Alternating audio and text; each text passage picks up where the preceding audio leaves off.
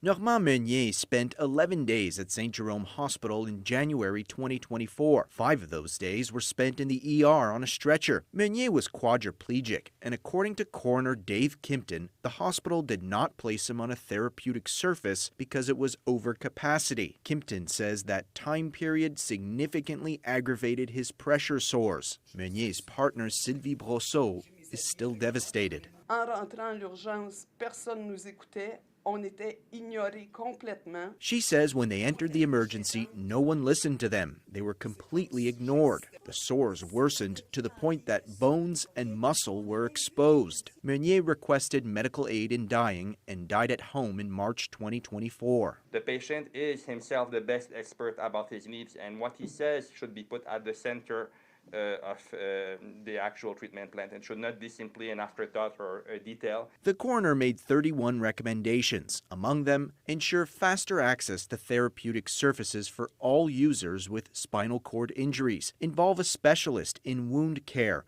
from the beginning of care for a patient with a spinal cord injury. Preventing pressure sore doesn't need high level of knowledge. It's a basic nursing practice. In a statement, Quebec's healthcare minister Christian Dubé said, "We take the coroner's findings very seriously. The issues raised call for lasting changes to the organization of care. Several actions have already been taken at the Regional Health Authority. Santé Québec and the Health Ministry will analyze all the recommendations to continue making improvements." The Health Ministry says it has seen the report and says the objective of all this work is to find out what happened, learn lessons, and take action. Lawyer Patrick Martin-Ménard says he is working on a class action lawsuit on behalf of patients who developed bed sores during hospitalization. He says Brosseau also intends to file a lawsuit seeking damages and interests against the hospital, although he hopes they can settle out of court. Pressure wounds have been for a long time truly a blind spot in many